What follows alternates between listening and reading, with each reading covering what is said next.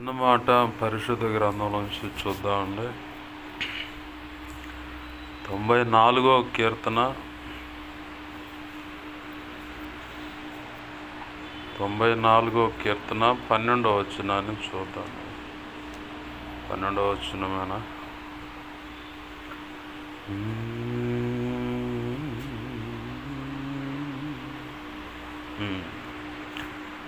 యెహోవా, నీవు శిక్షించువాడు, నీ ధర్మశాస్త్రమును బట్టి నీవు బోధించువాడు ధన్యుడు. చిన్న మాట ప్రార్థన చేసుకున్నాను. ప్రేమగల మా కన్న తండ్రి నేసయ్యా, నీకు వందనాలు, కృతజ్ఞతాస్తుతులు మా తండ్రి. మీరు ఇచ్చిన లేఖన భాగాన్ని బట్టి కృతజ్ఞతాస్తుతులు. ఈ లేఖనాన్ని విరవండి. లేఖనము చాటున మా కొరకై నీ అనాది సంకల్పంలో ఈ వాక్యము ద్వారా నువ్వు మాట్లాడాలనుకున్న ప్రతి ఒక్కరి కొరకై నువ్వు ఎంచినటువంటి శ్రేష్టమైన హితబోధ ఏమైతే ఉందో దాన్ని బయటికి తెచ్చి మీ పక్షం వహించిన మీ దాసు నోట ఉంచి, మీ దాసుని మీ సులువు చాటును మరుగుపరిచి, మీ దాసుని ముఖాంతరంలోంచి మీరు కనపడుతూ నీ అనాది సంకల్పంలో నిర్ణయమైనటువంటి ధారాళమైన నీ ఆత్మ నడిపింపు, లేఖన ప్రత్యక్షత, ఆత్మ ప్రత్యక్షత, వాక్శక్తినిచ్చి మీ దాసులను బలపరిచి ప్రభా రిఖాందాల్లాషరా మీరే మాతో అందరితో సూటిగా తేటగా స్పష్టంగా మీరు మాట్లాడండి. మా అందరికి వినగలిగిన చెవును గ్రహించగల మనసు, లోబడి హృదయాన్ని వాక్యానుగుణంగా జీవించే కృపను మాకు దయచేయి. హృదయ సున్నతిని దయచేయి. దిద్దుబాటు మనసును మాకు దయచేయి. నేర్చుకునే శుభగుణ లక్షణం మాకు దయచేయి. శిష్యులైన సేవగణంగా సిద్ధపరచబడి నిత్యత్వం చేరు పర్యంతం నీ పాసన శిష్యరికం చేస్తూ శిష్యులైన సేవగణంగా సిద్ధపరచబడి ఘనమైన నీ సేవ బోధిగంతల వరకు వెళ్ళి అయా నీ ఉన్నతమైన సేవ చేసి సంపూర్ణ సిద్ధి పొంది నీ చిత్తంలో ఉన్న ప్రతి ఒక్కరిని సంపూర్ణంగా చేస్తూ ప్రయోజకమైన శిష్యులైన సేవగణంగా సిద్ధపరచబడి ఘనమైన సేవ గారిని పురికొలుపుతూ ఉన్నతమైన సేవ ఈ భూమి మీద నువ్వు నిర్ణయించిన ఆయుష్కాలం అంతట్లో జరిగించి ధైర్యంగా క్రీస్తు న్యాయపీఠాన్ని ఎదుర్కొని బళా మంచి దాసురాలు అని ఆనాడు మెప్పు, ఘనత, మహిమ, బహుమతులు అందుకొని నిత్యత్వంలో ప్రవేశించి వధువులో నువ్వు నిర్ణయించిన ఆ ఉన్నత స్థానంలో నిలిచి నీతో కలిసి యుగాలు నిత్యరాజ్య పరిపాలన చేసి నేను మహింపరుచుకునే భాగ్యం కలిగినట్లు కృప ద్వారా మాతో మాట్లాడు. మా అందరితో మీరు మాట్లాడండి. ఉపదేశాన్ని అటగించాలని చూస్తున్న దుష్టుడు, వాడి దూతలు, చీకటి అంధకార శక్తులు మరి ఏ ఉన్నా వాటి ప్రభావం యేసు నామములో నీ సంతోషం పరిపూర్ణము అన్నట్లుగా బంధింపబడినగాక, లయమైపోనుగాక. నా చుట్టూరు మా చుట్టూరు ప్రార్థనలోకి వేసిన ప్రతి ఒక్కరి చుట్టూ నీవే అగ్ని ప్రాకారమై నిలవండి. ఈ చేతిలో దాచిపెట్టి సిలువ రక్తపు కంచె, రక్షణ కంచె, అగ్ని కంచెను వేసి మాతో మీరు ఉండండి. మా అందరితో మీరు మాట్లాడండి. నీ పక్షం వహించిన నేను బలహీన ప్రభువా, నా సమస్త విధేయతలు, అతిక్రమం, దోషాలు, ఆజ్ఞాతిక్రమంలో పునః క్షమించు. నీ సిలువ రక్తంతో నన్ను కడిగి పవిత్రపరచు. ఇర్మియా 1:9-10-18-19 నీ కృప నాకు దయచేయి. హెస్కేల్ 2:1-2 ప్రకారం నన్ను నీ ఆత్మతో నింపి చక్కగా నిలబెట్టు. మాతో మాట్లాడు. నీ ఆత్మకార్యములు జరిగించమని బతిమలాడుతూ నీవే సూటిగా తేటగా స్పష్టంగా మాట్లాడమని యేసయ్య ఉన్నతనంత శక్తిగల నామమును అడిగి వేడుకొని ప్రార్థించి సమస్తం పొందుకొని కృతజ్ఞతాస్తుతులు చెల్లించి నీ కృపాహస్తాలకు సమస్తాన్ని అప్పచెప్పి నేను గొప్ప చేసుకుంటూ వాక్యాన్ని బట్టి నువ్వు ఇచ్చిన వాక్యాన్ని బట్టి కృతజ్ఞతాస్తుతులు చెల్లించుకుంటూ యేసు నామములోనే ప్రార్థించి సమస్తం పొందుకొని మహింపరుచుకుంటున్నాం మా తండ్రి. వాక్యాన్ని బట్టి కృతజ్ఞతాస్తుతులు చెల్లించి నువ్వు గొప్ప చేసుకుంటున్నాం మా తండ్రి. ఆమేన్, ఆమేన్. మంచిది. సమకూడిన నా ఈ మాటలు వింటున్న, ఇక ముందు వినబోతున్న ప్రతి ఒక్కరికి ప్రభు అయిన యేసుక్రీస్తు వారి పేరట మీ అందరికీ హృదయపూర్వకమైన వందనాలు. అందరికీ వందనాలు. చదువుకున్న లేఖన భాగంలో భక్తుడు మాట్లాడుతున్న మాట, యెహోవా నీవు శిక్షించు నరుడును, నీవు బోధించు, నీవు శిక్షించువాడు, నీ ధర్మశాస్త్రమును బట్టి నీవు బోధించువాడు ధన్యుడు. ఆమేన్, హల్లెలూయా. ఎందుకు శిక్షించాలి దేవుడు? ధర్మశాస్త్రాన్ని బట్టి మనకెందుకు బోధించాలి? ఈ భూమి మీద ప్రభు తన పోలికగా మనల్ని ఏర్పాటు చేసుకున్నాడు మట్టి ముద్ద ద్వారా. ఆయన చేతులతో చాలా ఇష్టపడి మరి మనలందరినీ ఆయన పోలికగా చేసుకున్నాడు. ఆయన పోలికగా అంటే మొదటిగా త్రిత్వం, తండ్రి కుమార పరిశుద్ధాత్మ అని త్రిత్వంగా అక్కడ కనపడుతుంది. మన దేహంలో కూడా ప్రాణము, ఆత్మ, శరీరం కనపడుతుంది. ఈ పోలిక అక్కడికి ఇక్కడికి ఛాయ అన్నమాట. మనము ఒకవేళ మన తల్లిదండ్రులను బట్టి లేదంటే మేనమామ పోలికలను బట్టి, అరే వీడు అచ్చంగా వాళ్ళ మేనమామలాగా ఉన్నాడు, తాతయ్యలాగా ఉన్నాడు, నాన్నలాగా ఉన్నాడు, లేదా వాళ్ళ అమ్మలాగా ఉన్నాడు, లేదంటే అమ్మ తరపు మేనమామలాగా ఉన్నాడు, ఇట్లా ఏవో రకరకాల పోలికలు చెబుతారు. కానీ వాస్తవానికి మనం ఎవరు పోలికగా ఈ భూమి మీద చేయబడ్డామంటే సాక్షాత్తు మన దేవుడైన యేసు ప్రభు వారి యొక్క పోలికగా మనము చేయబడ్డాం. ఆయన చేతులతో నిన్ను నన్ను మనల్ని చేసుకున్నాడు. అయితే ప్రభు ఏదైనా తోటలో ఆదాము ఒక్కడనే కొన్ని సంవత్సరాలు అలా ఒంటరిగా ఉండనిచ్చాడు. ఉండనిచ్చిన తర్వాత ప్రభు ఆలోచన చేసి వీరికి దాంపత్య జీవిత అనుభవం అనేది ఉండాలని, అది కూడా పరిశుద్ధమైన కలయికగా ఉండాలి, పరిశుద్ధమైన సంతానమే భూమి మీదకి రావాలి వీళ్ళ ద్వారా అని చెప్పని ప్రభు సంకల్పించి ఆదాముకు గాఢ నిద్ర కలుగు చేసి పక్కటెముకను కొంత మాంసం తీసుకొని ఆ పక్కటెముకను మాంసమును ఉపయోగపెట్టి స్త్రీగా చేశాడు.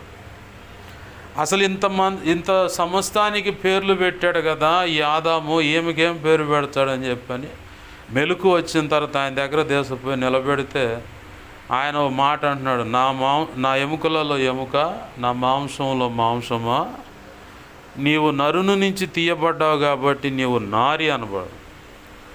వాస్తవానికి ఆదాముకు తెలియదు ఆమెను ఆయన పక్కటెముక ఆయన మాంసాన్ని తీసే చేశాడు అన్నది. కానీ ఆ గాఢ నిద్ర అయిపోయిన తర్వాత చూస్తే ఏముంది, స్త్రీ కనపడుతుంది ఆయన ఎదురుగా. వెంటనే ఆయన పేరు పెడుతూ ఉన్నాడు. సృష్టి యావత్తు, సృష్టిలో ఉన్న సమస్తానికి, ప్రాగడి పురుగులు, ఎగిరేటి పక్షులు, జలచరములు, ఈ భూమి మీద సంచరించే పశు పక్షాదులు, లేదంటే ఇక మృగాలనికి ఏయన్నా కానీ, ఇప్పుడు మృగాలు అంటున్నాం కానీ ఆదాము అవ్వలు దేవుడు చెప్పిన ఆజ్ఞను మేరకు మునుపు అవన్నీ సాధు జంతువులే. చక్కగా ఏదైనా తోటలో సింహాలతో పులులతో మధ్యలో ఆదాము అవ్వలు చక్కగా కూర్చొని వాటితో ఆటాడుకున్నవాళ్ళు. ఎప్పుడైతే ఆదాము అవ్వలు ఆజ్ఞను అతిక్రమించి పాపం చేశారో వారిని బట్టి భూమి శపించబడింది అన్నాడు ప్రభు. అసలు ఆజ్ఞాతిక్రమం జరగటానికి ముందు జరుగుతున్న సంగతి దేవుడికి తెలియదా? ఈ ప్రశ్నలు మనకు పుట్టాల. దేవుడికి తెలుసు. ఎందుకంటే భూత భవిష్యత్ వర్తమాన కాలములో అంటే నిన్న నేడు ఇక ముందు ఏమై ఉన్నదో స్పష్టంగా ఎరిగినవాడు. ఎక్కడ ఏ సమస్యకి ఎలాంటి పరిష్కారము చెయ్యాలో ముందుగానే అంతా సెట్ చేసుకున్నవాడు. ఇప్పుడు మనం ఎలా అయితే ఏదైనా టీవీ ప్రోగ్రామ్ ఏదైనాకైతే కంప్యూటరు మొత్తం కాలం సెట్ చేసి ఉంటుంది, ఈ టైంకి ఈ ప్రోగ్రాం, ఈ టైంకి ఈ ప్రోగ్రాం అని ముందుగానే ప్రోగ్రాం చేసి ఉంటుంది. మరి మనిషికి ఎన్ని తెలివితేటలు ఉంటే మరి ఈ మనిషిని చేసిన దేవుడికి ఇంకెన్ని తెలివితేటలు ఉండాలి? అయితే ఆదాము కొన్ని సంవత్సరాలు ఒంటరిగా ఉంటే ఆ తర్వాత ఆదాముకు తోడునిచ్చిన తర్వాత ఇంకొన్ని సంవత్సరాలు వాళ్ళిద్దరిని పరిశుద్ధులుగానే దేవదూతల కంటే మన పోలికగా నరులను చేయదము రండి అని ఆదికాండములో ప్రభు చెప్పినట్లుగా ఆలోచన సభని 24 పెద్దల సింహాసనం వేయబడి ఆ పైన ఇంకో సింహాసనం ఉంటుంది. అక్కడికి ఈ ఏదైనా తోటకి రాయబారాలు ఉన్నాయి. దేవదూతలు వస్తూ ఉంటారు, పోతూ ఉంటారు, అవన్నీ పరిచయాలు అన్నీ బాగానే ఉన్నాయి. ఇది ఎప్పుడు జరిగింది? ఆదాము అవ్వలు ఆజ్ఞను అతిక్రమించక మునుపు. అయితే దేవుడు ఇక్కడ ఇన్ని సంవత్సరాలుగా నేను నా మాటలు వీళ్ళకి చెప్పాను కదా, అసలు నా మాటలు నమ్ముతారా లేదా, నా మాటలకు అనుగుణంగా వీళ్ళు బ్రతుకుతారా లేదా అని చెప్పని చిన్న పరీక్ష పెట్టుకున్నాడు. పరీక్ష పెట్టుకోవడానికి ఎవరిని అనుమతించాడంటే మోసపుచ్చున్నది అని రాసి ఉంది ఆదికాండం 3వ అధ్యాయంలో. యుక్తి గలది అని. ఇంకా యుక్తి గలది మోసపుచ్చేది ఏదైనా ఉందంటే పామే, కాబట్టి ఆ పామునే సైతాన్గాడు ఆయుధంగా చేసుకొని ఇక వచ్చి ఆదాముతో చక్కగా క్షమించండి అవ్వతో చక్కగా మాట్లాడుతూ ఉంది. అది ఒకరోజుతో మాట్లాడితే మోసపోయిన పరిస్థితి కాదు. ఒకరోజు ఎవరైనా చెప్పంగానే అమ్మని మోసపోతాం మనం. ఆ ఒక్క రోజులో వాడు ఎవడైనా ఒక ఆడకూతురైనా మగవాడైనా మనల్ని మోసం చేయాలంటే ఎన్నో రకాల మాటలు చేయించే కానీ మనం కన్విన్స్ అయ్యి అవును కదా నువ్వు చెప్పేది కరెక్టే అనే మైండ్ మనకు వచ్చేంత దాకా వాడు గంట కానీ ఆడకూతురైనా మగవాడు వాళ్ళు గంట కానీ 2 గంటలు కానీ 3 గంటలు కానీ కంఠశ్వాస వాళ్ళు చడువుకొని చెప్పి చివరికి నేను కన్విన్స్ చేసి వాళ్ళు చెప్పిన మార్గంలో తీసుకుపోయిన తర్వాతనే నువ్వు మోసపోతావు. వెంటనే మోసపోయిన అనుభవాలు లేవు ఇక్కడ అవ్వమ్మకి. కొన్నాళ్ళుగా వాడు చిన్నగా ప్లాన్ చేసుకుంటూ ఒక్కరోజుగా ఇది నిజమా అండు. అంటే దేవుని యొక్క ప్రణాళిక గురించి మొత్తం చిన్నంగా కూబి లాక్కొని ఒక్కసారిగా ఇది నిజమా అండు. ఇది నిజమా అంటమేంది? నిజం కాకపోతే నీకెందుకు చెబుతా? నిజమే. ఆ పళ్ళు ముట్టుకోవద్దాండు తినొద్దాను. ముట్టుకోవద్దని చెప్పలా ప్రభు. ఏమి ఇంకో మాట జోడి చేద్దాం, ముట్టుకోవద్దాండు తినొద్దాండు. నిజం అంటేంది? నిజమే నేను చెప్పేదాన్ని. అట్లా వాడు కన్విన్స్ చేసి ఆజ్ఞను అతిక్రమించేలాగా చేశాడు. ఈరోజు మరి యెహోవా భక్తుడు అంటున్నాడు, యెహోవా నీవు శిక్షించు నరుడు అంటే ఎక్కడైనా మనము దారి తప్పినప్పుడు, తప్పు చేస్తున్నప్పుడు, దైవ చిత్తానికి వ్యతిరేకంగా అడుగులు వేస్తున్నప్పుడు ఖచ్చితంగా దేవుడు జోక్యం చేసుకొని దెబ్బలు పడేలా చేస్తాడు. ప్రభు యొక్క సంకల్పం ఎలా ఉంటుందంటే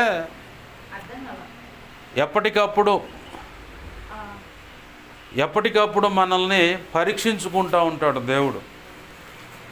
పరీక్ష లేకపోతే మనం ముందుకు అడిగేయలేం, అంటే ఉన్నత మెట్లోకి వెళ్ళలేం. పరీక్ష ఉన్నప్పుడే, ఇప్పుడు 2వ తరగతి పరీక్ష పెడుతున్నా అంటే ఎవరైనా నమ్ముతారా? నమ్మరు. కానీ ఆ ఎల్కేజీ యూకేజీ వాడు ఏం చదువుకొని నేర్చుకోవడం తెలుసుకోవడానికైనా చిన్న హోంవర్క్ అనేది కూడా రాసి పంపిస్తారు. హోంవర్క్ ఎందుకంటే అసలు ఇటు చదువుతుండా లేదా ఇంటికి పోయి ఆటలాడుతుండా అని చెప్పి తెలుసుకోవడానికి. ఆ హోంవర్క్ పూర్తి చేసుకొని ఖచ్చితంగా తల్లిలో తండ్రి కూర్చొని దగ్గరుండి మరి ఆ హోంవర్క్ చేసిన తర్వాతనే వాడికి అన్నం పెడతానన్న ఏదో ఒక రకంగా వాడిని బెదిరించి భయపెట్టైనా సరే ఆ హోంవర్క్ చేపిస్తారు. ఇక 5-6 తరగతుల కాడ నుంచి అయితే ఖచ్చితంగా కామన్గా ఎగ్జామ్స్ ఉంటాయి. ఆ ఎగ్జామ్స్ రాయాల్సిందే. ఆ ఎగ్జామ్స్ రాసే దేనికి? పై తరగతులకు నేను తీసుకెళ్ళటానికి. నాకు అంతా వచ్చింది మాస్టర్ గారు టీచర్ గారు నన్ను పై తరగతులు పంపించమంటే అవునా మంచిగా చదువుతున్నావు గుడ్ బాయ్ గుడ్ గర్ల్ అని చెప్పి అంటారా? ఇవన్నీ చిందులు కుదరవు. ఖచ్చితంగా ఎగ్జామ్ పెడతారు. ఫైనల్ ఎగ్జామ్ కూడా యూనిట్ పేపర్ 1, 2, 3 అని ఉంటాయి. అలాగే క్వార్టర్లీ, హాఫ్ ఇయర్లీ, ఫైనల్లీ అని చెప్పని కూడా ఎగ్జామ్స్ ఉంటాయి. ఇవన్నీ దాటుకుంటూ పోతేనే ఇంకో క్లాస్కి. ఆధ్యాత్మిక జీవితంలో కూడా నువ్వు ప్రభువుని ఎంతమటికి నమ్మావు, అసలు ప్రభు మీద నీ విశ్వాసం ఎంతమటుకు ఉంది, ఇలాంటిది నిగ్గు తెలుసుకోవటానికే కొన్ని వ్యతిరేకమైన పరిస్థితులను మన జీవితాల్లోకి అనుమతిస్తాడు. అనుమతించినప్పుడు అంతా బాగున్నప్పుడు హల్లెలూయా స్తోత్రం హల్లెలూయా స్తుతి మహిమ అంటాం బాగుంటుంది. ఏమాత్రం కాస్త తేడా పడితే మాత్రం మన అసలు రంగు బయటకు వస్తుంది. ఇప్పుడు ఆడదానికి బల్లులు ఉన్నాయి. ఇక్కడ ఈ తెల్ల సున్నం మీద ఉన్నంతసేపు అవి తెల్లగానే కనపడతాయి. వెంటనే రాయి మీదకి రాని వెంటనే రంగు మారుద్ది దాన్ని. మీరు గమనించారో లేదో? నేను చూసా, వెంటనే రంగు మారుద్ది. ఆ రాయి ఎలా పొడలుగా ఉందో దాని ఒంటి మీద కూడా అలాగనే పొడలు వస్తాయి. తుమ్మ చెట్టు మీద ఉన్న బల్లి నల్లగానే ఉండదు. అది రోడ్డు మీద పడిని ఎమ్మనే ఇప్పుడు ఈ తెల్ల సున్నం కొట్టిన ఈ గోడ మీద ఉన్న బల్లి అట్టే తెల్లగా ఉందో అట్టుండిపోద్ది అది. ఎందుకు ఈ మాట చెబుతున్నానంటే మనం అక్కడ ఉన్నంతసేపు బాగానే ఉంటుంది వ్యవహారం. మనకు అన్నీ పెడగా వ్యతిరేకంగా తిరిగి వచ్చినప్పుడే తేడా పడతాయి. యోబు కూడా బాగున్నప్పుడు అంతా బాగుంది, కష్టాలు సమస్తం అంటే పిల్లలను కోల్పోయాడు, ఆస్తులు కోల్పోయాడు, ఆరోగ్యాన్ని కోల్పోయాడు, చివరికి భార్య కూడా రివర్స్ అయ్యి ఇంకా దేవుడు దేవుడు అంటే యథార్థతను వదిలిపెట్టి దేవుణ్ణి దూషించి సావరాదా, పనికి మాలిన మాట్లాడినట్టు మూర్ఖురాలు మాట్లాడినట్టు మాట్లాడుతున్నావు.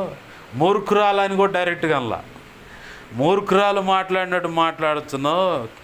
మేలు అనుభవించడానికే మనకి కరెక్టా? దేవుడి దగ్గర నుంచి కీడు అనుభవించడానికి తగదా? మనం ఈ స్థితిలో ఎలా ఉన్నా కానీ దేవునికి స్తోత్రం అండి. ఆయన దేవునికి మహిమ కలుగును గాక. హల్లెలూయా. ఎందుకు అన్నాడు ఆయన ఆ మాట అంటే తనకు అర్థమైపోయింది, నేను నా దేవుడు సజీవుడు, నేను ఆయన ఖచ్చితంగా కనులార చూస్తానండి. ఆయన చూస్తా, నేను నా నిర్దోషత్వం ఆయనే వెల్లడి చేస్తాడు, ఖచ్చితంగా ఆయన కృపనిస్తాడని చెప్పాను. ఈరోజు పగటి వేళ పాట నా పరిస్థితులనే తలపోస్తా. అమ్మకి 2 రోజుల క్రితం జ్వరం అని ఇట్లా జలుబుతూ ఊపిరాడక ఇట్లా ముక్కులు పట్టుకుంటాం. 2 రోజుల నుంచి రేత్రి 4 దాకా 4 తర్వాత ఆమె పడుకుంటా ఉంది. ఆ పరిస్థితులన్నీ చూసా. అప్పుడు కూడా ఒకటే ప్రార్థన చేశాము, మా దగ్గర ఏమి లేవు ప్రభువా, కనీసం వైద్య సేవలు అందించుకోవడానికి కూడా చేతిలో డబ్బులు లేవు, ఏదన్నా వస్తే దొరికితే అది నీ పనిలోనే ఖర్చు పెడుతున్నాము, నువ్వే ఏదన్నా చేయాలి ప్రభు అని చెప్పి ప్రార్థన చేసుకున్నాం. ఇవాళ పగటి వేళ మందిరంలోకి వెళ్ళి మోకాళ్ళి ప్రార్థన చేసుకుంటా ఉంటే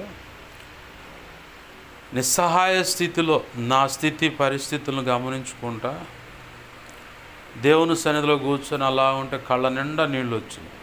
వెంటనే అమ్మని ఒక పాట గుర్తు చేస్తా ఉన్నాడు దేవుడు.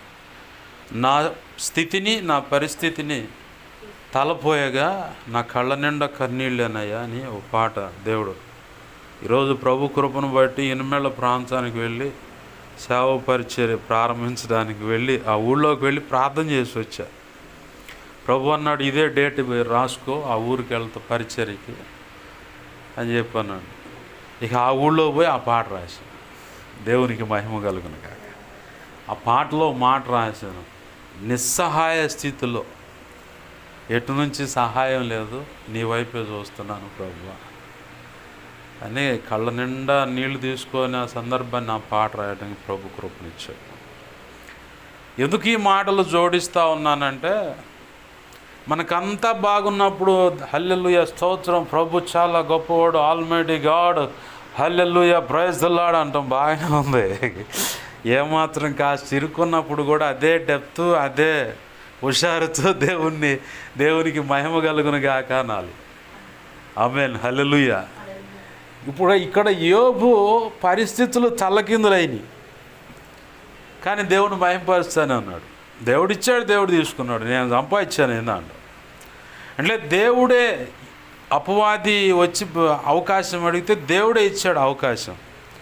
కానీ అలా దేవుడు అపవాదికి అవకాశం ఇవ్వటం వల్ల 2 పనులు జరిగాయి. ఒకటి, యోబులో ఉన్నటువంటి 3 రకాల బలహీనతలు ఉన్నాయి యోబులో. అంటే మొదటిది ఏమైద్దో, వామ్మో ఏమైద్దో అనే భయంతో అల్ప విశ్వాసం. రెండవది, నేను అందరికంటే చాలా గొప్ప జ్ఞానవంతుణ్ణి. మూడవది, తన మీద తను ఆధారపడటం, దేవుని మీద ఆధారపడకుండా తన మీద తను ఆధారపడటం. ఈ 3 లక్షణాలు దేవుడికి అసలు ససేమీర నచ్చవు. దేవుడు నిజముగా ఉన్నాడని నమ్మి విశ్వసించి అడగవాలని, అలాగ చేయవాలని ఉంది. అలాగనే జ్ఞానం అంటూ ఏదైనా ఉందంటే పౌలు భక్తుని చూసి మనం తెలుసుకోవాలి. అయ్యా, ధర్మశాస్త్ర ప్రకారం నేను పండితున్నే, కానీ నీ సిలువ ముందుకు వచ్చేసరికి పాపుల్లో ప్రధానున్నయ్యా నేను, నా జ్ఞానం పనికిరాదని చెప్పుకోవాలి. మూడవదిగా, తన శక్తి మీద తను ఆధారపడటం. పౌలే గుర్తొస్తాడు, ఎందుకంటే తన యొక్క అధికార బలం తన మీద తను నిలబడుతా తాకీదులు తీసుకొని దేవుని ప్రజలను హింస పెడతానికి వెళ్ళిపోతే అసలు ఆ బలం మీద కొట్టిండు దేవుడు. దేవునికి నచ్చనివి ఇవన్నీ. మనల్ని దేవుడు ఏదన్నా విషయంలో శిక్షిస్తున్నాడంటే మనం బాగా గుర్తుపెట్టుకోవాలా, ఎక్కడో దేవుని దగ్గర నుంచి దారి తప్పాము. దేవుడు అనుకున్నటువంటి అడుగులు, ఆయన అనుకున్న మార్గంలో అడుగులు వేయకుండా వేరొక దిశగా మనం అడుగులు వేస్తున్నాం అనేది బాగా గుర్తుపెట్టుకోవాలి. ఆధ్యాత్మిక జీవితంలో అయినా, సేవలైనా, పరిచారకులుగా, సంఘ పెద్దలుగా, విశ్వాసులుగా, సేవకులుగా ఉన్నా మనకు తెలియకుండానే మన హృదయంలోకి భక్తి గర్వం అనేది గూడుకుపోద్ది. భక్తి గర్వం అనేది అట్ట గూడులా కట్టుకుంటుంది. నీతి అనే గర్వం, నేను చాలా నీతిమంతుడిని, యేసు ప్రభు వారిని బట్టి చాలా నీతిమంతుణ్ణి అనేటువంటి భావన, నీతిమంతురాలని అనే భావన మనలో కలుగుద్ది. అలాగనే దేవుని యందు నేను యథార్థంగా ఉన్నారు, నాలో ఏ తప్పు లేదు. తప్పు లేదని ఎలా చెప్తాం మనం? మనం తొంగి చూసుకొని నీలో ఏ తప్పు లేదని చెప్పని దేవుడే అని చెప్పాడా? ఇది చెప్పలేదే. మనము బైబిల్ చరిత్ర మొత్తాన్ని గమనిస్తే వీళ్ళు శ్రేష్టమైన భక్తులే, ఆల్మోస్ట్ టాప్ భక్తులు వీళ్ళు అనుకున్న వాళ్ళ జీవితాల్లోనే ఏదో ఒక బలహీనత, ఏదో ఒక లోపాన్ని పెట్టాడు. ఏదో ఒక కోలుకోలేనటువంటి, సరిచేసుకోలేనటువంటి, బ్రతికినంత కాలము ఆ నింద, ఆ ఆవేదన అనుభవించేటువంటి ఆ దుఃఖము, లేదంటే ఆ పరిస్థితులను తలపోసినప్పుడల్లా మానని గాయమయ్యే పరిస్థితులు భక్తుల జీవితాల్లో ఉన్నాయి. శ్రేష్టమైన భక్తులు అనుకున్న వాళ్ళ జీవితాల్లోనే ఉన్నాయి. మొట్టమొదటిగా మనం గమనిస్తే అబ్రహాము జీవితంలో ఆ బలి అర్పణ కాడ కనపడుతుంది. తర్వాత తన భార్య చెప్పిన మాటను బట్టి హాగర్ను తెచ్చుకునే విషయం కనపడుతుంది. ఆ తర్వాత నా భార్య కాదు చెల్లెలు అని చెప్పే వ్యవహారం ఉంటుంది. ఇస్సాకులో కూడా అదే కనపడుతుంది, నా భార్య కాదు ఏ చెల్లెలు అంటాడు. ఆ తర్వాత యాకోబు గాడు రాగానే మోసం చేసే వ్యవహారం ఉంది. మళ్ళీ వీళ్ళు శ్రేష్టమైన భక్తులు, అవునా? మరి అట్నే ఇంకో కొంచెం ముందుకు అడిగేస్తే దావీదు గారు బెర్షెబాని దగ్గరకు తీసి గర్భం దాల్చేలా చేయటం, అలాగనే ఆమె భర్తను కుట్రతో చంపటం, తర్వాత దేవుడు శిక్షిస్తే 4 పిల్లలు చంపబడటం, ఈయన తరమబడటం, తన బ్రతికినంతకాలం ఇంకొక ఆడ కూర్చుని అలా చూడకుండా, అలాంటి పనులు చేయకుండా, ఆ గాయాలు గుర్తుపెట్టుకుంటా ప్రభు మీద ఆధారపడి ముందుకు వెళ్ళటానికి. దేనికి ఇవన్నీ అనుమతించాడు ప్రభు అంటే అతిశయించకుండా ప్రభు కృప మీద ఆధారపడటానికి. మోషే ఉన్నాడు. మోషేని లెక్కేస్తే ప్రభు ఏం చెప్పాడు? అంతకుముందు ఎన్నో రకాల పరిస్థితులు మోషే జీవితంలో కనపడ్డాయి. కానీ సర్వసమాజం ఎదుట ఆ బండతో మాట్లాడమంటే మోషే ఏం చేశాడు? పోయి బండతో మాట్లాడకుండా వీళ్ళతో మాట్లాడండి. ద్రోహులారా, మీకు నీళ్ళు ఇవ్వాలా, ఎన్నాళ్ళు తిరగబడతారని దేవుడి స్థానంలోకి ఈయన వచ్చి వాళ్ళ మీద ఆవేశంగా ఉన్నవాడు కాస్త కర్ర తీసుకొని, మామూలుగా మాట్లాడేసిన వ్యక్తి కర్ర తీసుకొని పట్మని కొట్టిండారు రాయిని. దేవుడు ఎమ్మడిని వచ్చాడు. ఈ సర్వ సమాజం ఎదుట నా ఆత్మను లోబడి మీరు ఘనపరచకుండా ఎందుకు తిరుగుబాటు చేశారు? మోషే ఇంక చాలు, ఇంక నువ్వు రావు, ఆ యోర్దాన్ని దాటి కానాను దేశానికి రావు, ఆ కొండ ఎక్కువ నీకు ఆ దేశం అంతా నీకు చూపిస్తాను. అది కాదు ప్రభు, అట్టేంది ప్రభు, ఇట్టేంది ప్రభు, ఏం అడగల.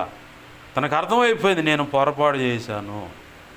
దేవుడు ఇంతకాలము ప్రతి ఒక్క దోషాన్ని సహించాడు, ప్రతి ఒక్క తిరుగుబాటు అపస్వరాన్ని కూడా సహించాడు. ఇక్కడికి రాగానే ఇది ఫైనల్. బాగా గుర్తుపెట్టుకోవాలి. ఆధ్యాత్మిక జీవితంలో ప్రారంభంలో పడుతున్న తప్పటడుగులు, బలహీనతలను బట్టి అదే తీవ్రమైన దెబ్బలు తగులుతాయి మనకి. ఎందుకంటే మనం సరిచేయబడతానికి. మళ్ళీ వాక్యము కాంచులో మళ్ళీ దేవుడు బోధిస్తూ ఉంటాడు, సరిచేస్తూ ఉంటాడు. వాక్యం అనే కర్ర తీసుకొని వాక్య ఉపదేశ దండన, ఆ దండనతో ఒకవైపు నుంచి నిన్ను కఠినంగా గద్దిస్తా, మరో పక్క బాల్య దినాల్లోనేమో సున్నితంగా దండిస్తూ వస్తాడు. ఒక ఆధ్యాత్మిక పరిపక్వతకు రాగానే అదే టైపులో నిన్ను గద్దించడు, అదే టైపులో నిన్ను శిక్షించడు, ఇంకొంచెం తీవ్రత పెరుగుద్ది. పాలు తాగే పసివాడిని రెక్క కొద్ది బాధ్య ఉంటాడా? ఇంకేముంటాడు పాస్ గారు? అవకాశం ఉంది ఏమైనా హాస్పిటల్లో చూసుకోవడం, లేదంటే పరదేశులు అని పాట పాడుకుంటూ శ్మశాన భూమికి అప్పచెప్పటమే. ఆధ్యాత్మిక జీవితంలో దేవుడు కూడా ఆ పసితనంలో ఆ పాస్ పోసి బాత్రూమ్ కెలుక్కుంటా ఉంటే అమ్మేట్టయితే ముసి నవ్వులతో వచ్చి దగ్గరకు తీసుకొని వాడిని శుభ్రం చేసి మళ్ళీ కొత్త బట్టలు వేసి ముద్దు పెట్టుకొని వాడిని అట్టు వదిలేశారు. సేమ్ అలానే ప్రభు కూడా మనల్ని ఒక స్టేజ్కి వచ్చేదాకా అలాగ మనల్ని సహిస్తాడు. దేవునికి మహిమ కలుగును గాక. హల్లెలూయా. అలా సహించిన దేవుడు అదే బారుకు అలా పరిస్థితుల్లో నడిస్తే ఏమంటాం, దేవుడికి అసలు జాత కాదు అంటాం మనం. ఎందుకంటే వాడు బంతాడే స్టేజీ నుంచి నడిచే స్టేజ్కి వచ్చాడు. నడిచే స్టేజీ కానించి బడికి పోదు కానీ రారంటే పక్క బజారు కురికే పరిస్థితికి వచ్చింది. పక్క బజారుకి పరిగెచ్చేవాడు నూరకుంటుందా తల్లి, దాన్ని అన్న చాక్లెట్ కొని పెడుతుంది, దా దా దా అని చెప్పని దగ్గర తీసుకుని చెవులు పెండటం, 4 బాధటం, ఇంటికి తేటం, డ్రెస్ చేయటం, పారా నా కుమారుడు బడికి చదువుకోకపోతే ఎట్ట అని చెప్పని తరుముకుంటూ పోతారు. అట్లానే యేసు ప్రభు వారు ఒక స్టేజీకి రాగానే అట్ట దండిస్తా లైన్లో నిలబెట్టుకుంటూ వస్తాడు. సేవలో అయినా భక్తి సాధనలో అయినా. ఇప్పుడు అన్ని విషయాలు తెలిసినాయి, అవునా? నీకు అన్ని విషయాలు తెలిసినాయి. దేవుని తీర్పు ఎలా ఉంటుందో తెలిసింది, దేవుని న్యాయ విధులు ఎలా ఉంటాయో తెలిసింది, దేవుడు ఏ విషయాల్లో శిక్షిస్తాడో, గద్దిస్తాడో, కోపపడతాడో, ఆ కోపం యొక్క తీవ్రత ఏంటో కూడా నీకు తెలిసింది, అవునా? తెలిసినప్పుడు నువ్వు మళ్ళీ అలాంటి పొరపాట్లు చేస్తానని దేవుడు ఒప్పుకుంటాడా? బాగా బజార్లో పడి తిరిగేటప్పుడు ఎట్టయితే కొడతాడో అంతకంటే భయంకరంగా శిక్షిస్తాడు. మనం శిక్షిస్తాడు. ఎందుకు శిక్షిస్తాడంటే నీకు అన్నీ తెలిసినాయి, నీకు అన్ని సంగతులు తెలిసి కూడా దొంగదారి తిరుగుతున్నావు కాబట్టే డైరెక్ట్గా దేవుని పిల్లల్ని ఎవరినో ఒకరు వాడుకొని సూటిగా మాట్లాడుతాడు. అర్థం చేసుకునే మనసు ఉంటుంది, తీసుకుంటారని. అలా కూడా తీసుకోకపోతే నెక్స్ట్గా ఆయన లైన్లోకి వచ్చి ప్రభు చిత్తమైతే అవకాశం ఉంటే సరి చేసుకుంటాడని ఆయన మనసులో అనుకుంటేనేమో కొన్ని రోజులు అవకాశం ఇచ్చి దిద్దుబాటు చేసుకోవడానికి నీకైనా నాకైనా ఎవరికైనా అవకాశం ఇస్తాడు. లేదు ఇక లేదనుకుంటే ఏదో ఒక రూపేణ మరణాన్ని అనుమతించి ఆ వ్యక్తిని కాడ నుంచి తీసేసుకొని ఇంకొక వ్యక్తి ద్వారా ఆ పని జరిగించుకుంటాడు. బాగా గుర్తుపెట్టుకోవాలా, భక్తుల జీవితాల్లో ఎవరు కూడా సంపూర్ణంగా సేవ చేసినట్టు కనపడాల. బైబిల్ చరిత్ర దానికి ఆధారం, సాక్ష్యం. వారికి ఇవ్వబడిన ప్రవచనాల రూపేణ వారితో మాట్లాడినా ఈ భక్తుడు వస్తాడు, ఇట్లాంటి పని చేస్తాడు, ఇది ఇలా ముగిస్తాడు అన్నాడు. అలా ముగిస్తాడు అన్న చెప్పినటువంటి ఆ పరిచర్య ఎవరైనా ముగించారా? బైబిల్ చరిత్రలో ఎవరు ముగించలా, ప్రవక్తలు ఎవరు ముగించలా, భక్తులు ఎవరు ముగించలా. మరి ఎవరు ముగించారా అంటే ఎవరు ముగించలా. అది అంతా కొంత పని అట్ట బ్రేక్గా ఉంచి కొదువుగా ఉంచే తీసివేయబడ్డారు భక్తులంతా. మన జీవితాల్లో కూడా దేవుడు ఆయన చిత్తమైతే అలాంటి అనుభవాలనే అటువంటి అనుమతినే ఇస్తాడు. ఎందుకు అంత కక్ష కాదు, నువ్వు దేవుని వైపు నడిపించాల్సిన ఆ వ్యక్తులను నీవే ఫోకస్ అవుతున్నావు. సతీష్ కుమార్ గారితో దేవుడు ఒకరోజు మాట్లాడినాడు, ఎరా దేవుని ప్రజలందరినీ నా వైపు మళ్ళించమంటే నీ వైపు మళ్ళించుకుంటున్నావేంది? ఎవరి వైపు? సతీష్ కుమార్ గారి వైపు మళ్ళించుకుంటుండంట.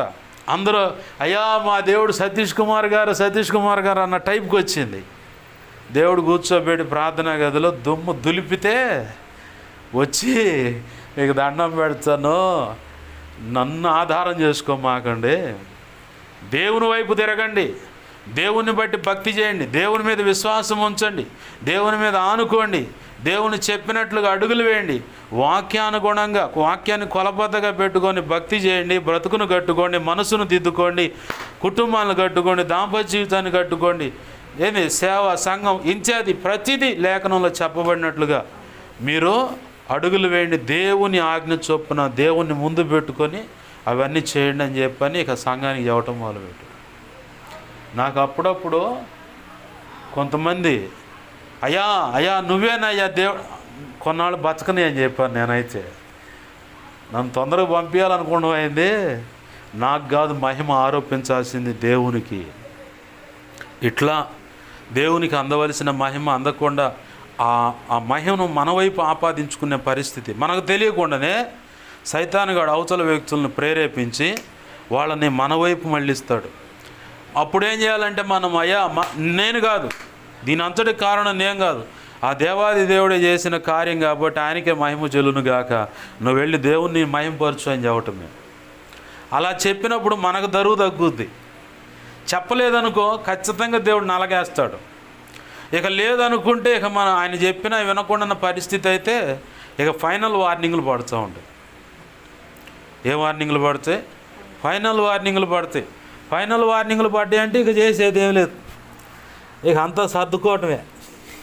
సర్దుకొని చిన్నగా అందరికీ ప్రభు కనుక ఇసుకే చెప్పినట్టు ఇంక 3 రోజుల్లో పోతారు అబ్బాయి, నువ్వు ఏమైనా లావాదేవీలు ఉంటే అందరికి చూసుకో అని చెప్పి అన్నట్టు ఇక దేవుడు ఫైనల్ చేస్తాడు. మనం బాగా గుర్తుపెట్టుకోలేం. నేను యథార్థంగా భక్తి చేస్తున్నాను, అయినా కానీ దేవుడు నన్నేందుకు ఇలా గద్దిస్తున్నాడు, శిక్షిస్తున్నాడు, లేదంటే ఇలా హెచ్చరికలు చేస్తున్నాడు, ఇంత కఠినంగా శిక్ష వస్తుందని చెబుతున్నాడంటే నిన్ను బహుగా ప్రేమిస్తున్నాడు.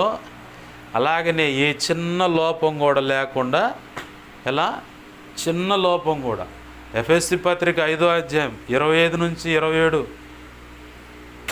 వచనాల భాగంలో కనపడుతుంది.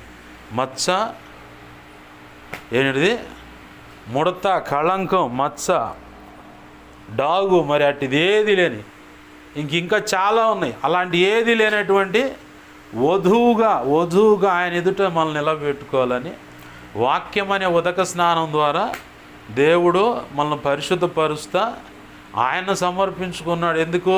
మనందరినీ ప్రభు అనుకున్న పోలికలోకి తీసుకెళ్ళడానికి. మనం మొదటిగా సేవ చేయటం పెద్ద గొప్పతనం కాదు, కానీ మనం దేవుని పోలికగా మారాలి, దేవునికి ఇష్టలుగా బ్రతకాలి. ఒకవేళ ప్రభు కృపనిచ్చి సేవ ఇస్తే ఆ సేవ అంతా ప్రభు ఆశపడ్డ రీతిగా చేయాలి. ఆమేన్, హల్లెలూయా. అందుకోసమే ప్రభు అప్పుడప్పుడు కొంతమందిని శిక్షిస్తూ ఉంటాడు. శిక్షలో 2 రకాలు. తప్పు చేస్తే శిక్షించటం ఒక రకమైంది. తప్పు ఇక ఎప్పుడు చేయకుండా, ఒకవేళ గతంలో ఏదైనా పొరపాట్లు ఉంటే ఒక్కో సమయంలో దేవుడు ఏం చేస్తాడంటే గతంలో ఏ అనుభవాలు దాటి వచ్చామో ఆ అనుభవాల దిశగా నడిపిస్తాడు. ఎందుకు? ఆ అనుభవాలను అమాంతంగా కౌగిలించుకొని మన అనుబంధం ఇక మనల్ని విడదీసేది ఏమీ లేదు యేసయ్య అని చెప్పని పాట పాడతానికి కాదు. నాకు అసలు అది వద్దు, నాకు ఆ పాడు బ్రతుకొద్దు, నాకు దైవ చిత్తానికి వ్యతిరేకమైన ఈ నీచమైనది వద్దు, నా ప్రభు కోరుకున్నటువంటి ఆ మార్గంలో నేను నడవాలి, బ్రతకాలి, నా ప్రభు ఆశించినట్లుగా సేవ చేయాలి, నేను ధన్యుడిని అవ్వాలి, ధన్యురాలను అవ్వాలి, నా ప్రభు నిర్ణయించినట్టు మార్గంలో నేను వెళ్ళాలి అని చెప్పని కోరికతో అడుగులు వేయటానికే అలాంటి శిక్ష అనేది బోధించటం. ధర్మశాస్త్రాన్ని బట్టి కూడా ధర్మశాస్త్రం ఏం చెబుతుంది? ఇది తప్పు, ఇది రైటు. అలాగనే పొరుగువారిది ఏది ఆశించొద్దు. నిర్గమాకాండంలో నిన్న మామూలుగా దాని మీద నాకు దృష్టి లేదు, జీవోపు మాటలని జాయ్ చెరియన్ గారైన దైవజనురాలు వాక్యం అందిస్తూ ఉన్నప్పుడు విధవరాండ్ల యొక్క కోడికని పెట్టిందా. భర్తకి ఎడమైన వాళ్ళు, విధవరాళ్ళుగా ఉన్న వాళ్ళే వాళ్ళకి ప్రత్యేకంగా స్త్రీల కోడిక పెట్టింది. ఆ కోడికలోని ప్రోగ్రాము టీవీలో టెలికాస్ట్ అవుతుంటే దాంట్లో ఒక వాక్యం గుర్తు చేసింది. నిర్గమాకాండం 22వ అధ్యాయం 22, 23, 24 వచనాలు. విధవరాలని ఎవడైనా బాధ పెడితే, విధవరాలి యొక్క సంతానాన్ని ఎవరైనా బాధ పెడితే, ఆ ఎవడైతే బాధ పెడతాడో వాని యొక్క భార్య విధవరాలు అవుతుందని అర్థమైంది. అంటే వాడు పోతాడు అని, వాడికి కన్ఫామ్గా డెత్ కన్ఫామ్ అని చెప్పి రాసింది. నేను అది విన్న తర్వాత నేను అదిరిపోయా. నేను ఎవరినన్నా ఎక్కడన్నా బాధ పెట్టానా ప్రభు అయ్యిందని చెప్పని. అట్లానే ధర్మశాస్త్రం చెప్పే లెక్కలు పొరుగువాడిని ఆశించవద్దు, పొరుగువాని భార్యను ఆశించవద్దు, పొరుగువాడిని ఏదైనా ఆశించవద్దు అని చెప్పారు. అలాగనే జీవ మరణాలని, కీడు శాప ఆశీర్వాదాలని ఎదురు పెడుతున్నాను అన్నాడు. ఏది కావాలో నీ ఇష్టం. స్వేచ్ఛను కూడా ఇస్తుంది ధర్మశాస్త్రం బోధనలో.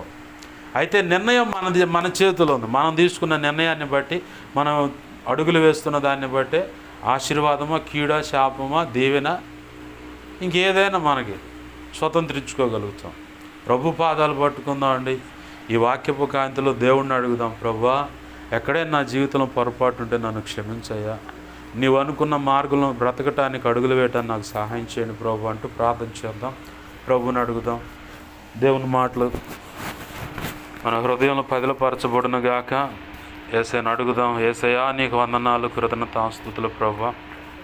ఈ మాటలు నా హృదయంలో పదిలపరచండి అయ్యా. ఇదిగో తండ్రి యెహోవా, నీవు శిక్షించువాడు, నీ ధర్మశాస్త్రం బట్టి నువ్వు బోధించువాడు, నీ ఎవరికైతే బోధిస్తావో అట్టివాడు, ఎవరినైతే నువ్వు శిక్షిస్తావో అట్టివాడు ధన్యుడు అంటుంది ప్రభువా. ఈరోజు మేము ఒకవేళ నీ గద్దింపులను బట్టి ఇంత కఠినంగా ఇట్లా మాట్లాడుతున్నావు ఏందయ్యా అని చెప్పని ఒకళ్ళు బాధపడుతున్నాడు, క్షమించండి అయ్యా, మా మేలు కోసమే అని చెప్పని సెలవిస్తూ ఉన్నావు దేవా. ఈ మాటలు మా హృదయాలు పదిలపరచుని విన్నదాన్ని బట్టి బిడ్డల హృదయాలు సరి చేసుకొని నీవు అనుకున్నట్టుగా అడుగులు వేస్తూ నీకు నిర్ణయించుకున్నట్టుగా నీకు స్తోత్రమయ్యా.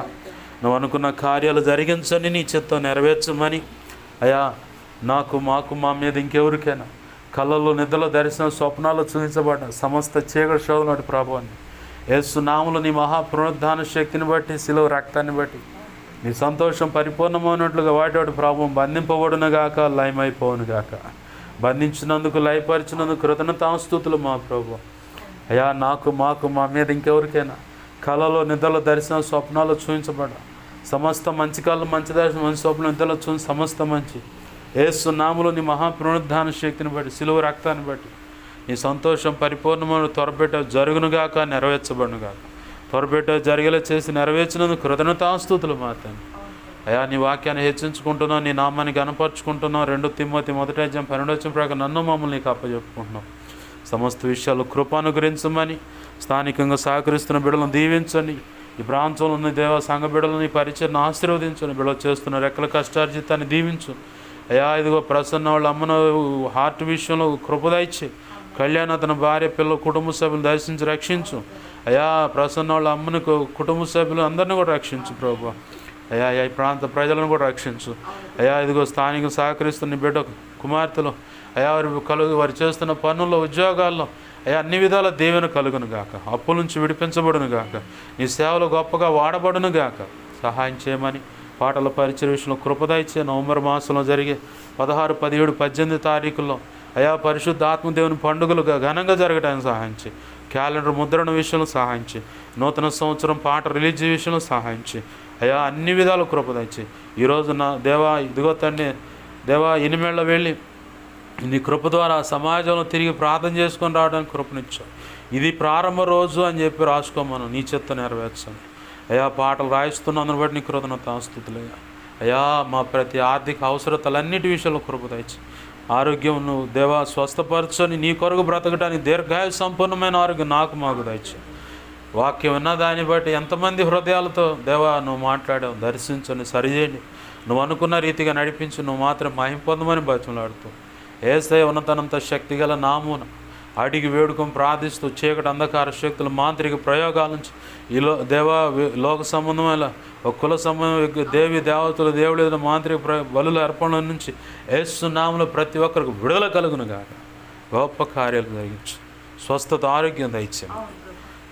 యేసయ్య నామములోనే ప్రార్థించి వీళ్ళని దీవించి ఆశ్రయించి నీ చేతులకు అప్పచెప్పి మహిమపరుచుకుంటున్నాం మా తండ్రి. ఆమేన్. ఇప్పుడు మన తండ్రి అయిన దేవుని ప్రేమయు, ఆయన ప్రియకుమారుడైన యేసుక్రీస్తు వారి కృపయు, పరిశుద్ధాత్మ దేవుని అన్యోన్య సహాయ సహవాసము సమకూడిన ప్రార్థనలు ఏకీభవిస్తున్న, అలాగే ప్రభు ప్రేమించి ఇచ్చిన ఈ పరిచర్య ద్వారా ప్రారంభించిన, నడిపిస్తున్న సంఘాలకు సహకరిస్తున్న, ఆ పరిచర్య జరగడానికి అక్కడ సహకరిస్తున్న కుటుంబాలకు, సంఘ బిడ్డలకు, పరిచర్ను సహవాసాన్ని వెంబడిస్తున్న దైవజనులకు, సోషల్ మీడియా ద్వారా వాక్యాలు విని బలపడుతున్న వారికి, ఇత్యాది అనేక రకాల ఉపవసించి ప్రార్థిస్తున్న బిడలకును, సార్వత్రిక సంఘంలో ఉన్న సకల పరిశుద్ధులకును, కలిగిన స్థిరాస్తులకును, పసిబిడ్డ పెద్దల వరకు సమస్తానికి నీ నిత్యత్వం చేరు పర్యంతం సదాకాలం తోడే ఉండి ప్రభు కృపలో భద్రపరిచి నడిపించునుగాక. ఆయన అనుకున్న పని మన ద్వారా జరిగించి ఆయన మాత్రం మహిమ పొందునుగాక. అలాగూ చేసిన యేసయ్యకు కృతజ్ఞతాస్తుతి ఘనత మహిమ ప్రభువాలు చెల్లునుగాక. ఆమేన్, ఆమేన్, ఆమేన్. యేసు రక్తమునకేచే, ప్రవేశు రక్తమునకేచే, ప్రవేశునామన సంపూర్ణమైన విజయం కలుగునుగాక. ఆమేన్. అపవాది వాడి దూతలు, చీకటి అంధకార శక్తులు, క్రియలు అవి ఎంత ప్రమాదకర మంత్ర ప్రయోగాలు అవే. ఈ లోక కుల దేవి దేవతలు దేవుళ్ళు ఎదుట పూజలు, బలులు, అర్పణ ఏ ఘోరమైనవి అయినా వాటన్నిటికి అనంతనాశ సర్వనాశనం నిత్యనాశనం కలుగును గాక. యుద్ధం యెహోవాదే. యేసు రక్తమునకి జయము జయము జయము. ఆమేన్. హల్లెలూయా హల్లెలూయా హల్లెలూయా. అందరికీ వందనాలు. ప్రభు యొక్క మహా ఉచిత కృప మనందరికీ తోడే నడిపించును గాక. ఆమేన్.